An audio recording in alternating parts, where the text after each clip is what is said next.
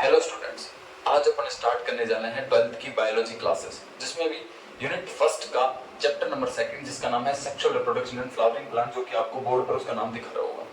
तो आपने देखा होगा कि फ्लावरिंग प्लांट्स के अंदर कई जगह एसेक्सुअल रिप्रोडक्शन पाया जाता है, सेक्सुअल रिप्रोडक्शन पाया जाता है। तो जैसे कि रोज के अंदर, रोज के अगर स्टेम काटते हो, स्टेम काट कर उसे सॉइल में बुरीड कर दे तो उससे एक नया प्लांट बनाया जा सकता है। वो एक वेजिटेटिव रिप्रोडक्शन का पार्ट है कि रोज के अंदर एसेक्सुअल रिप्रोडक्शन पाया जाता है। लेकिन आज अपन बेसिकली पढ़ने वाले हैं सेक्सुअल रिप्रोडक्शन, वो किसके अंदर? फ्लावरिंग प्लांट के अंदर। फ्लावरिंग प्लांट मतलब एंजियोस्पर्म्स के अंदर। फ्लावरिंग प्लांट यानी कि एंजियोस्पर्म्स, ऐसे प्लांट जिनके अंदर फ्लावर आते हैं उन्हें एंजियोस्पर्म्स बोला जाता है। अब सेक्सुअल रिप्रोडक्शन का क्या मतलब है? सेक्सुअल रिप्रोडक्शन का मतलब है कि फ्लावर्स के अंदर, जैसे कि ह्यूमन बींग्स के अंदर स्पर्म बनते हैं, मेल गैमेट बनता है, फीमेल के अंदर एक्स सेल बनती है, फीमेल गैमेट बनती है, फिर दोनों का फ्यूजन होता है, जायगोट फर्टिलाइज, जायगोट बनता है, जायगोट बनने के बाद एम्ब्रियो बनता है। ऐसे ही प्लांट्स के अंदर भी सेक्सुअल रिप्रोडक्शन होता है। एंजियोस्पर्म्स के अंदर, इनके अंदर भी मेल रिप्रोडक्टिव पार्ट होगा, फीमेल रिप्रोडक्टिव पार्ट होगा। Male reproductive part male gamete produce करेगा, female reproductive part egg cell produce करेगी या फीमेल गैमेट प्रोड्यूस करेगा। दोनों का फर्टिलाइजेशन होगा, जायगोट बनेगा, एम्ब्रियो बनेगा, फिर बाद में वो फ्रूट में, सीड में डेवलप हो जाएगा और वो फ्रूट और सीड से एक नया प्लांट बनाया जा सकता है। इसीलिए अपन इस चैप्टर की स्टार्टिंग करते हैं विद बेसिक लाइन। लिखते हैं in angiosperms, in angiosperms the new plant formation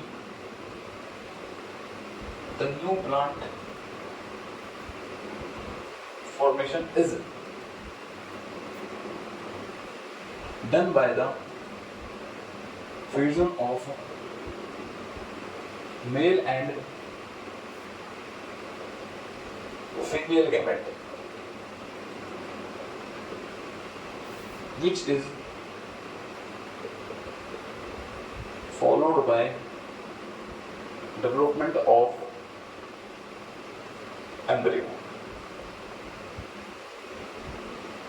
कहने का मतलब कि एंजियोस्पर्म्स में भी जब एक नए प्लांट का फॉर्मेशन होता है तो वो किया जाता है फर्टिलाइजेशन के द्वारा, यानी कि मेल और फीमेल गैमेट दोनों का फ्यूजन होगा, फिर एम्ब्रियो जायगोट बनेगा, एम्ब्रियो बनेगा, फिर वो जाके सीड में, फ्रूट में डेवलप हो जाएगा और उस सीड और फ्रूट की वजह से अपन एक नया प्लांट बना लेंगे।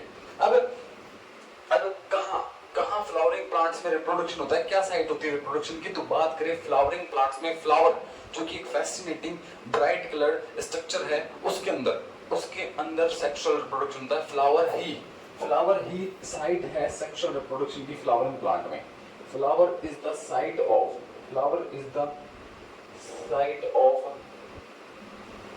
Sexual reproduction in flowering plant या एंजियोस्पर्म्स। फ्लावर ही सेक्सुअल रिप्रोडक्शन की साइट होती है फ्लावरिंग प्लांट्स में, एंजियोस्पर्म्स में। फ्लावर क्या है? फ्लावर ही एक बेसिकली फैसिनेटिंग स्ट्रक्चर है, मतलब खूबसूरत स्ट्रक्चर है। इसके अंदर क्या होता है? इसे मॉडिफाइड शूट माना गया है। मतलब रूट तो हो नहीं सकती क्योंकि रूट तो ग्राउंड के नीचे पाई जाती है, बेलो द ग्राउंड, और ये ग्राउंड के ऊपर पाया जाता है, इसलिए इसे शूट बताया गया है कि फ्लावर एक जनरली मॉडिफाइड शूट होता है। Flower is a modified shoot. तो अपन जानते हैं कि फ्लावर के अंदर कौन कौन सी स्ट्रक्चर्स होती हैं जिनकी जो मेल की तरह बिहेव करेंगे, जो फीमेल की तरह बिहेव करेंगे, जिनसे मेल गैमेट बनेगा, फीमेल गैमेट बनेगा। तो जनरली एक टिपिकल फ्लावर की स्ट्रक्चर देखते हैं अपन।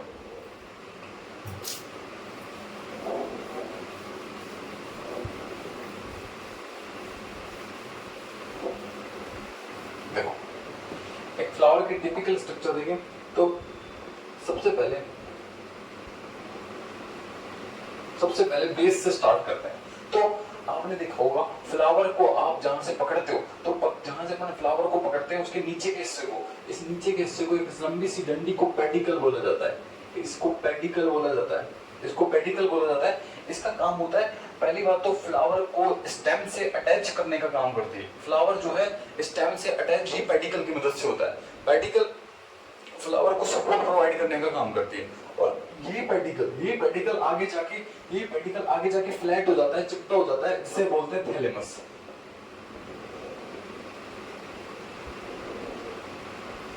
जिसे बोलते हैं थैलेमस। अब ये थैलेमस ये थैलेमस, इसका फंक्शन है कि इसके ऊपर mail reproductive part, female reproductive part, Corolla और सेपल, जो मैंने आपको नाम लिया मैं आपको भी बताऊंगा, ये सब इसके ऊपर अटैच रहते हैं, थैलेमस से अटैच रहते हैं, उन सबको सपोर्ट प्रोवाइड करता है। अब इसी के ऊपर पाया जाता है, इसी के ऊपर जस्ट इसके ऊपर पाया जाती है अपनी फीमेल रिप्रोडक्टिव ऑर्गन।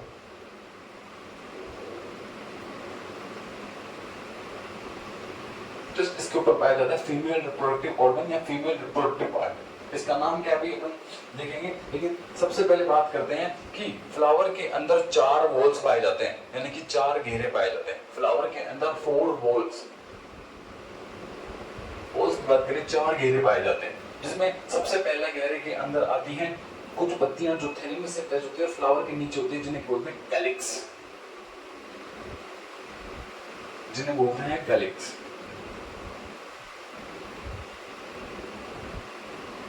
देखो इनको, ये सबसे पहला वॉल होता है फ्लावर का, इसे बोला जाता है कैलिक्स, यानी कि इसके ग्रुप को तो बोलते हैं कैलिक्स, और एक सिंगल यूनिट को बोलते हैं सेपल, एक सिंगल यूनिट को बोलते हैं सेपल, एक सिंगल यूनिट को बोलते हैं सेपल, और पूरे ग्रुप को बोलते हैं कैलिक्स।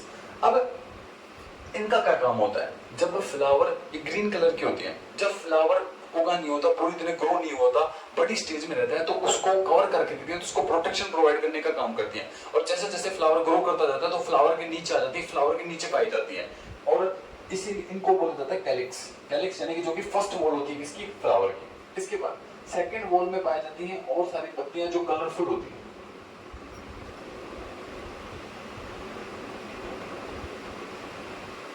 जिनको देखकर अपन सब अट्रैक्ट होते हैं कि कितना खूबसूरत फ्लावर है।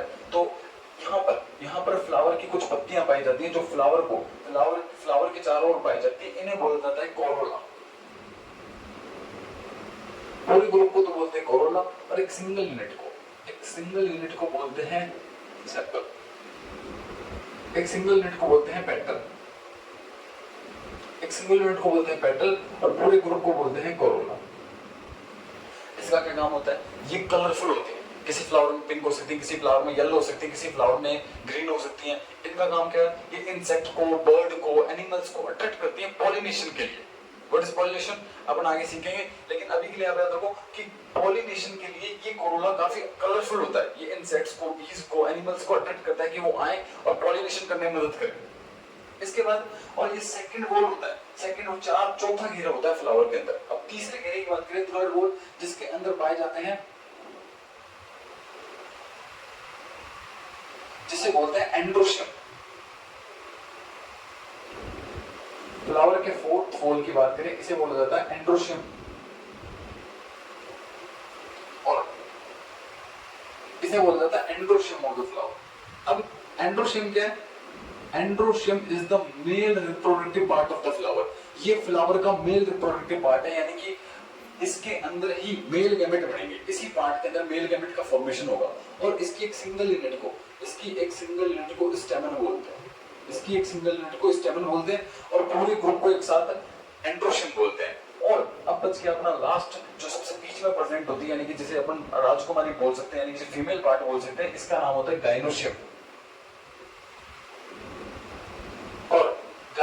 और इसकी एक सिंगल यूनिट होती है, इसे बोलते हैं, इसकी एक सिंगल यूनिट को बोलते हैं कार्पल या पिस्टल, कार्पल या पिस्टल। जो गाइनोशियम है ये फीमेल रिप्रोडक्टिव पार्ट होता है फ्लावर का, फीमेल रिप्रोडक्टिव पार्ट होता है, और कार्पल फीमेल रिप्रोडक्टिव ऑर्गन है। इसके अंदर ही मेल गैमेट आएंगे, मेल गैमेट का फ्यूजन होगा, और फिर यही आगे जाके फ्रूट और सीड में डेवलप हो जाएगा फ्लावर के अंदर। अब जो मैंने आपको बताया ये जनरली बेसिक स्ट्रक्चर थी फ्लावर का। अब मैंने आपको बताया, मैं आपको वापस समझाता हूँ लिख कर, ठीक है। वेट,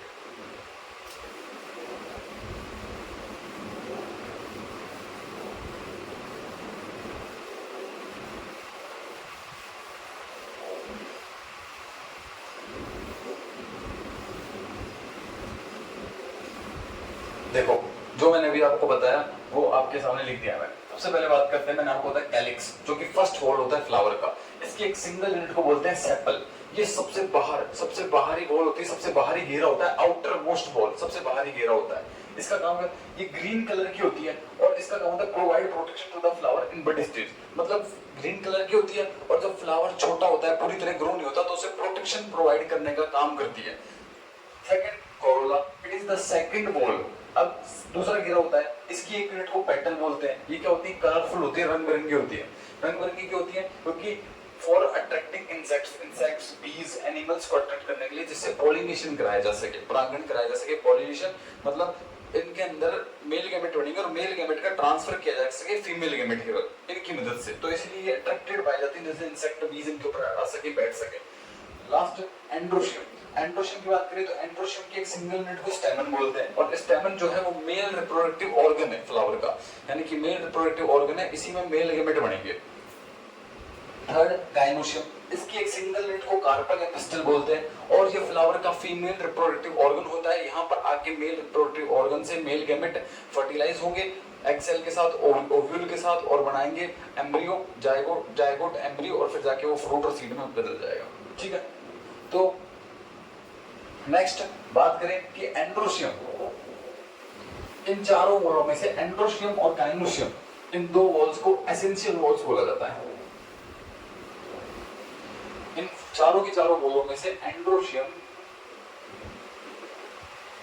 एंड गाइनोशियम, इन दोनों वॉलों को एसेंशियल वॉल्स बोलते हैं, क्योंकि ये दोनों वॉल रिप्रोडक्शन के अंदर पार्टिसिपेट करती हैं, तो इन्हें एसेंशियल वॉल्स बोला जाता है। ये एसेंशियल वॉल्स होती है, एसेंशियल घेरा होता है।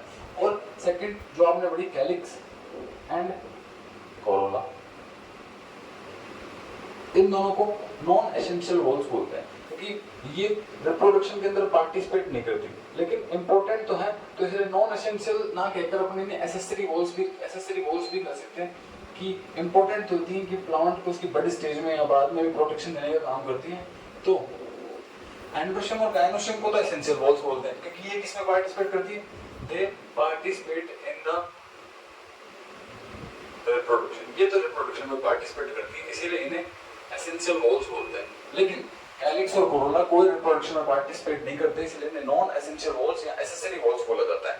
अब अपन आगे बढ़ते हैं, अपन ने एक टिपिकल फ्लावर के स्ट्रक्चर देख लिया, उसके ऑर्गन के बारे में जानना है, तो अपन पढ़ते हैं फर्स्ट मेल रिप्रोडक्टिव ऑर्गन, जिसका नाम है या पार्ट जिसका नाम है एंड्रोशियम।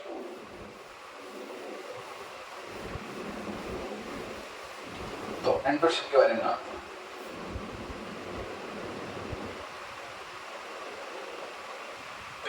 एंड्रोशियम क्या होता है, androecium is the male reproductive structure, a part of the flower, mail reproductive part of the flower, ये मेल रिप्रोडक्टिव पार्ट होता है फ्लावर का। अब एंड्रोशियम, पूरे ग्रुप को तो एंड्रोशियम बोलते हैं, और एक सिंगल यूनिट को बोलते हैं इसकी स्टेमन, इसकी सिंगल यूनिट को बोलते हैं स्टेमन। अब स्टेमन की स्ट्रक्चर की बात करें, मैंने यहाँ ऊपर स्ट्रक्चर बनाई थी, तो स्टेमन ऐसे कुछ दिखाई देता है,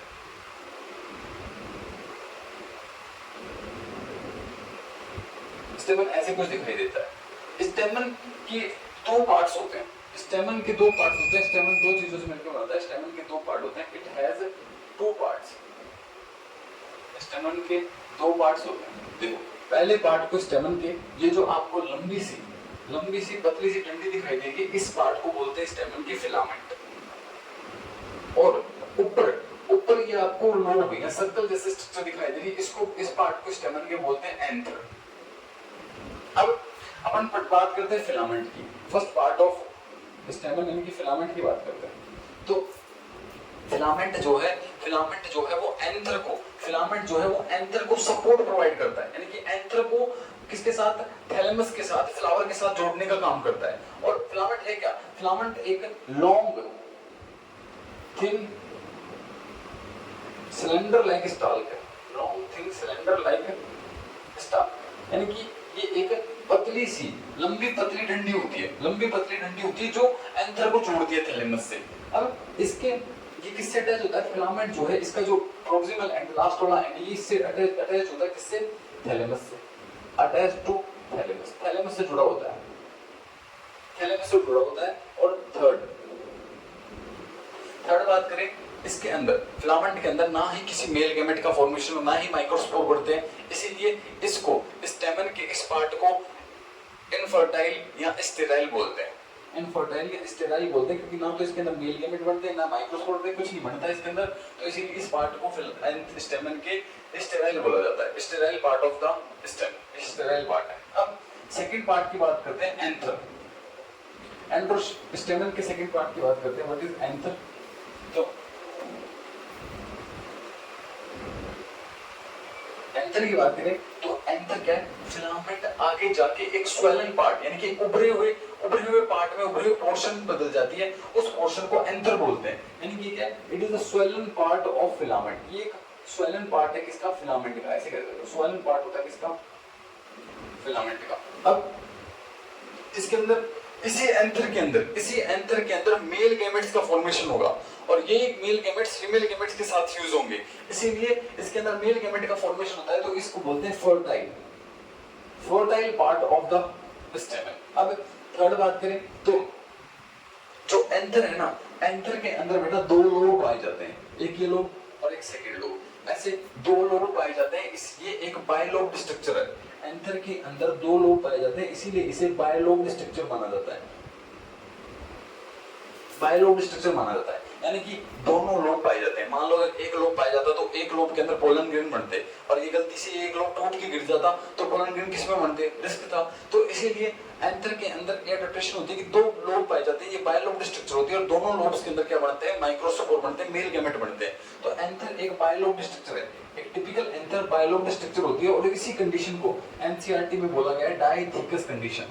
यानी कि एंथर जो है बायलोब्ड स्ट्रक्चर होती है, और इस टाइप की कंडीशन को डाइथिकस कंडीशन बोलते हैं। और भी जैसे कि अगर एंथर एक लोब है, सिंगल लोब है, तो उसे मोनोथिकस कंडीशन बोलेंगे, लेकिन एक टिपिकल एंथर के अंदर दो लोब पाए जाते हैं, इसलिए इस कंडीशन को डाइथिकस कंडीशन बोला जाता है। अब बात करें फोर्थ पॉइंट की, तो फोर्थ पॉइंट क्या कि हर एक लोब के अंदर दो पोलन सेक पाए जाते हैं। पोलन सेक क्या, पोलन सेक के अंदर ही माइक्रोस्पोर बनेंगे। जब अपन कट सेक्शन पढ़ेंगे, ट्रांसफर सेक्शन पढ़ेंगे, तब हम देखेंगे कि पोलन सेक्स के अंदर ही पोलन ग्रेन्स बन रहे हैं, माइक्रोस्पोर बन रहे हैं, और ये कहाँ पाए जाते हैं, इन लोब्स में पाए जाते हैं, और हर एक लोब में दो पोलन सेक पाए जाते हैं, इसमें भी दो और इसमें भी दो। इसीलिए anther contains two pollen sacs in each lobe। हर एक लोब के अंदर दो पोलन सैक पाए जाते हैं, यानी कि टोटल कितने पोलन सैक हो गए, 4 pollen sac, total 4 pollen sac हो गए। और इसी कंडीशन को टेट्रास्पोरेंजिएट बोलते हैं, इस कंडीशन को टेट्रास्पोरेंजिएट बोलते हैं, यानी कि 4 स्पोरेंजियम पाए जाना, इनको इन पोलन सैक को माइक्रोस्पोरेंजियम भी बोलते हैं, इसीलिए इस कंडीशन को टेट्रास्पोरेंजिएट बोलते हैं। यानी कि हर एक एंथर के अंदर दो लोब पाए जाते हैं, इसीलिए इस कंडीशन को टेट्रास्पोरेंजिएट बोला जाता है। और एंथर एक बायलोब्ड स्ट्रक्चर है, इसीलिए इस कंडीशन को डाइथिकस कंडीशन बोलते हैं। अब ये दोनों लोब बीच में एक कनेक्टिव से जुड़े होते हैं, ये दोनों लोब बात करें तो ये दोनों लोब एक कनेक्टिव से जुड़े होते हैं, दोनों, और ये कनेक्टिव है, इसी कनेक्टिव से फिलामेंट जुड़ा होता है एंथर से, इसी कनेक्टिव से जो है फिलामेंट एंथर से जुड़ा होता है, और ये कनेक्टिव बना होता है बेटा वस्कुलर स्ट्रैंड से। वस्कुलर स्ट्रैंड जैसे कि जाइलम फ्लोएम हो गए, ऐसे टिश्यू होते हैं ना, उनसे बना होता है कनेक्टिव, और इसी कनेक्टिव से दोनों लोब एंथर के जुड़े होते हैं, साथ साथ फिलामेंट भी एंथर से इसी कनेक्टिव से जुड़ा होता है। अब मैं एक बार समराइज कर देता हूँ, जहां तक पढ़ा दिया वहां तक समराइज कर देते हैं। सबसे पहले मैंने आपको बताया कि फ्लावरिंग प्लांट्स यानी कि एंजियोस्पर्म्स में सेक्सुअल रिप्रोडक्शन पाया जाता है। एंजियोस्पर्म्स के अंदर क्या होगा कि मेल गैमेट बनेगा, फीमेल गैमेट बनेगा, दोनों फ्यूज होंगे, फ्यूज होने के बाद जायगोट से एम्ब्रियो, और फिर फ्रूट और सीड बनेंगे। अब उससे नया प्लांट का फॉर्मेशन हो जाएगा। अब उसके बाद flower he site of sexual reproduction होती है, किसके अंदर, फ्लावरिंग प्लांट में।